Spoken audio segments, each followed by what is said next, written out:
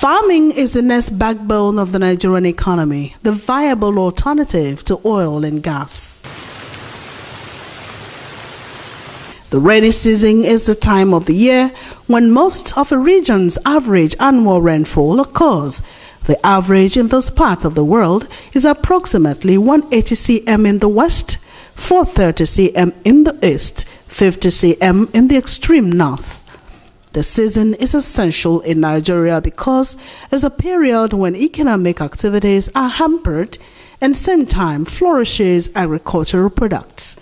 The season increases crops and food availability such as corn, garden eggs, orange, mangoes, etc.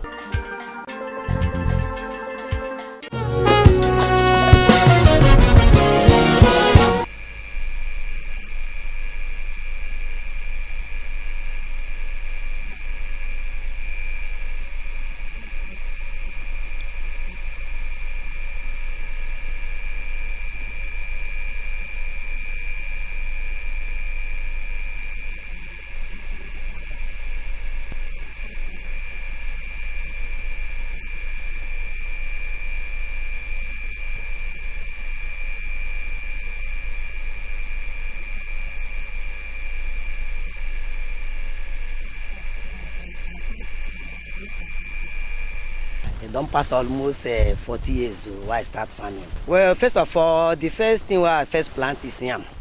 I've already planted yam, plant cassava. Then now no go I want planting now. Why I like to plant and be say go na quick money, sharp money. Within 2-3 months, within 2 months now, don't they cut the ogo.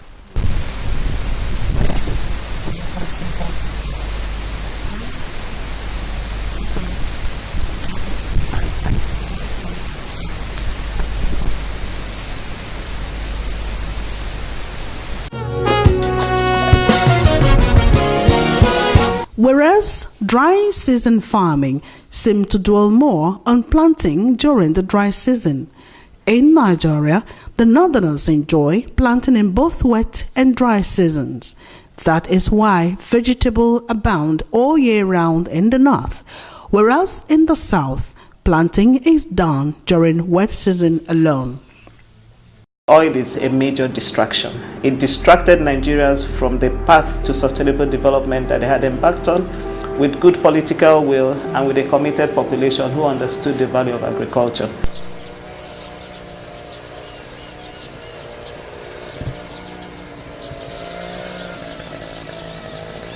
The northern part of Nigeria has tropical dry climate with low rainfall that lasts for 3 to 4 months only. In spite of this, farmers there contribute largely to national food production. Though the dwindling rainfall remains a challenge, irrigation farming, also known as dry season farming, has been complementing the gap left during the wet planting season. High demand for food items is always an encouragement to farmers to return to the farm regardless of the season. Source of water, pumping materials, etc. remains the major challenge associated with dry season farming. It is cheaper to produce vegetables than grains under irrigation. Lack of subsidized fertilizers has hindered local farmers from producing maximally. During the wet season, farmers seem to watch the disposition of the weather to determine which crop to plant in the first place. Wet season usually affects particular crops like melon, fluted pumpkin, even corn. In fact, vegetables generally are not too friendly with the rains, whereas crops like yam, cocoyam, etc. go well with the wet planting season. One of the dangers of wet planting is the upsurge of plant pests.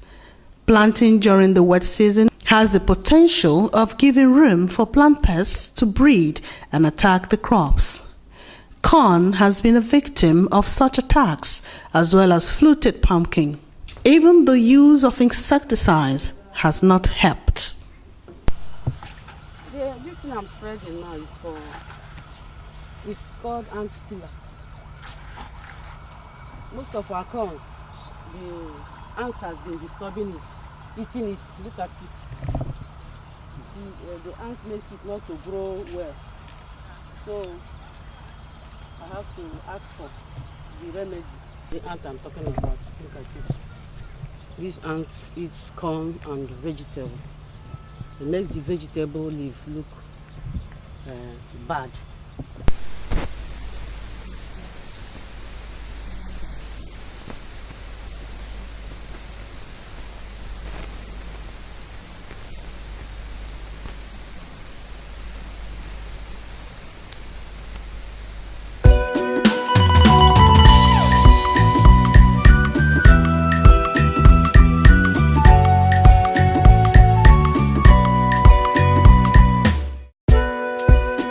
However, a visit to Dr. Zaka, a senior lecturer of the Department of Crop and Soil Science, Faculty of Agriculture, University of Port Harcourt, to inquire about this particular contest, revealed a lot.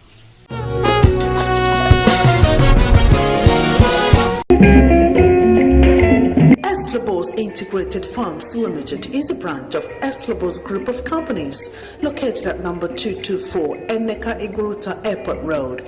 It is the next stop over when it comes to farm produce, training and consultancy on the world best practices. The poultry section prides itself of over 5,000 birds per pen and cage, with a total of about 6 pens and a harvest per day of 10,000 crates. The fishery section is second to none, with about 24 concrete ponds, with a capacity of 10,000 fishes for each, and we're in constant sales. Snail production of over 15,000 table sizes and a plantain plantation. Our farm market has the best processing unit and the mother of them all, the feed mill, with production capacity of over 40 tons per day. What else can we ask for? For bookings and inquiries, call the following numbers or visit our social media handles on your screen. Eslabos Integrated Farms Limited. We are proudly Nigeria.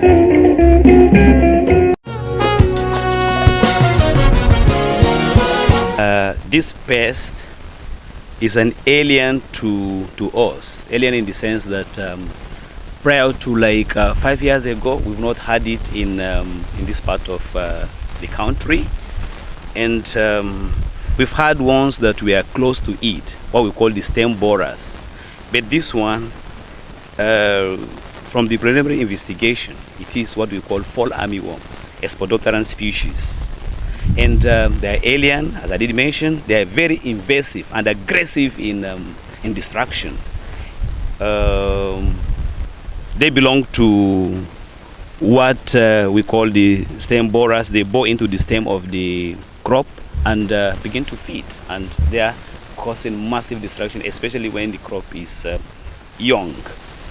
You can see the frass. This is what we call the frass. This one is the byproduct of the feeding.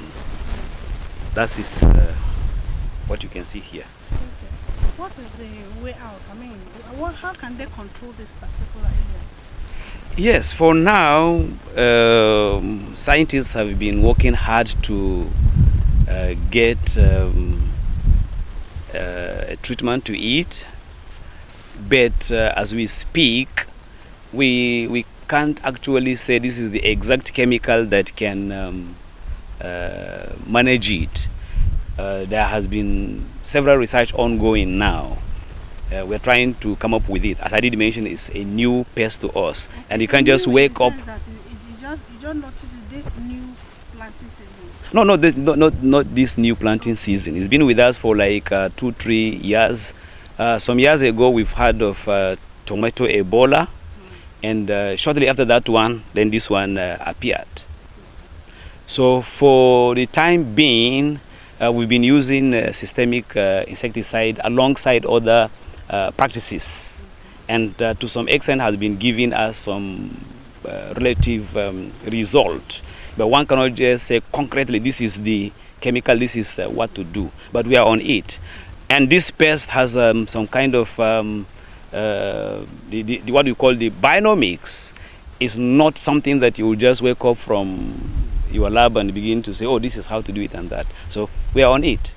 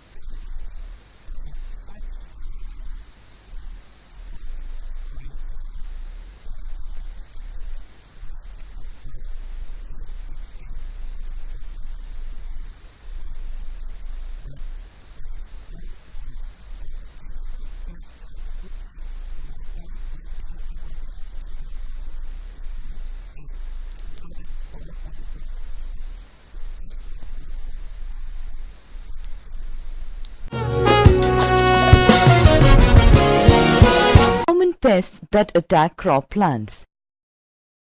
Insects like the locust descend on crops in huge swarms and eat away the leaves and soft parts. Aphids and leaf hoppers suck plant juices. Stem borer drill holes in plants. Beetles chew away plant parts. Weevils complete the major part of their life cycle among stored grains and cause extensive losses. Termites and white ants attack the roots of crop plants. Most insect pests are controlled by spraying insecticides. Farming in Nigeria has taken a dramatic turn to a better direction in recent years, creating jobs and opportunities for those who dare go into farming. With a population of over 200 million people, the entire nation depends on staple foods produced from farms. More than 80% of Nigerians buy their farm produce from the market.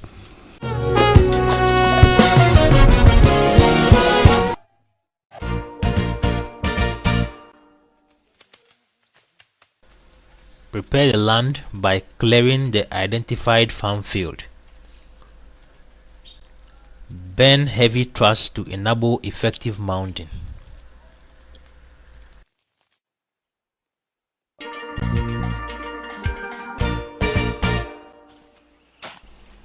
An annual rainfall of about 1000 millimeters spread over 5 to 6 months and deep, fertile, friable and well-drained soils are ideal for yam cultivation.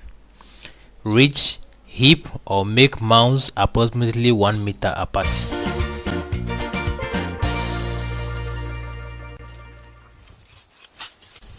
Plant whole seed or tuber portion in raised mounds by burying sets 15 to 20 centimeters deep with the cut surface facing up at the beginning of the rainy season.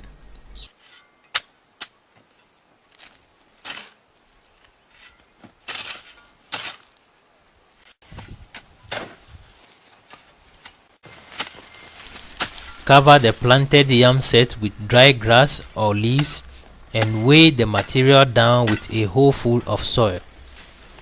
This will prevent evaporation of the soil moisture and caking of the yam set in the heap. Early yam must be mulched in December or January, while late yam does not need any mulching.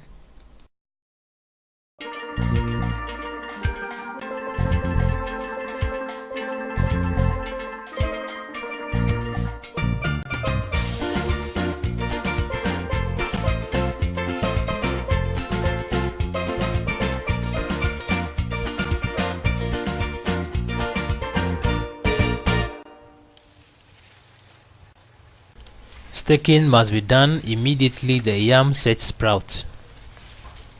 Provide stakes about 2 meters high and train the yam vines on them.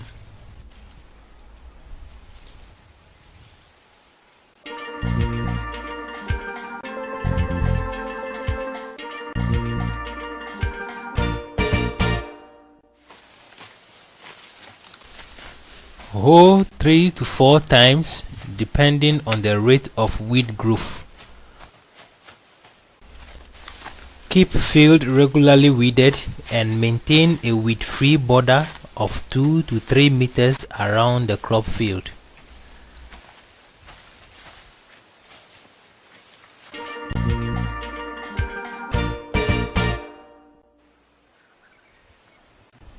Milk early planted yam to produce yam seeds.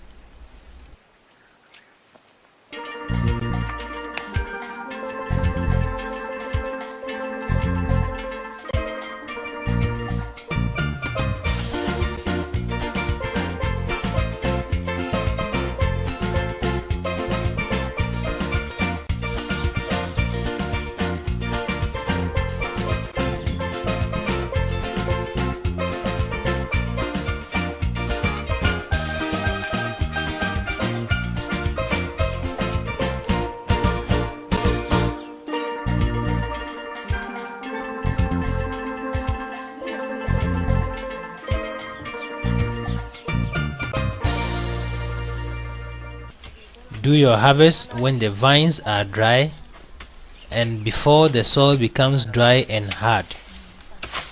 Harvest yam carefully without bruising the tuber for proper storage or market value.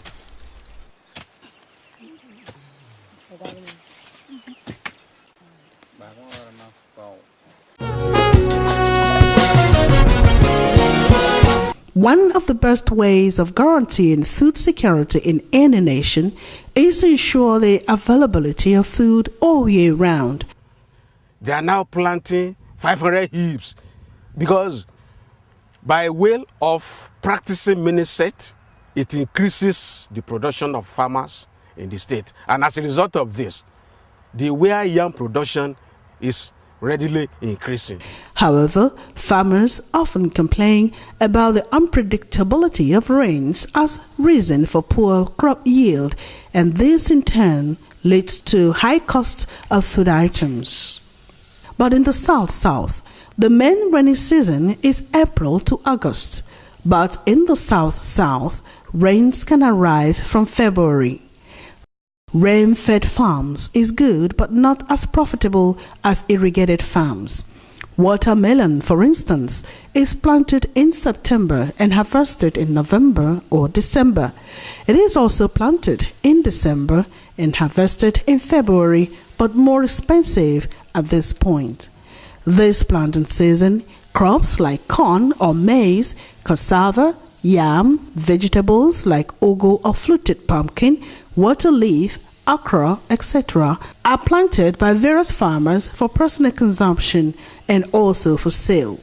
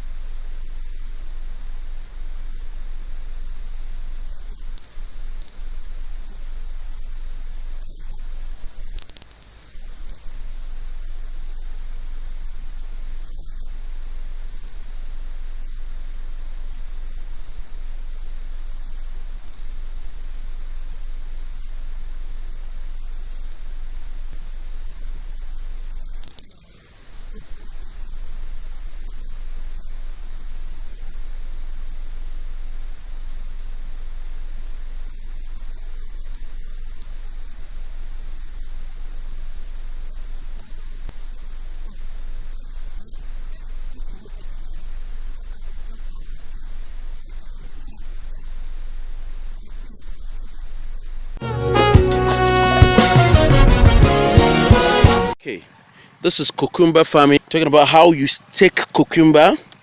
These cucumbers are grown on open field. You look here, you see the cucumber ball. Okay, we have lots of them here.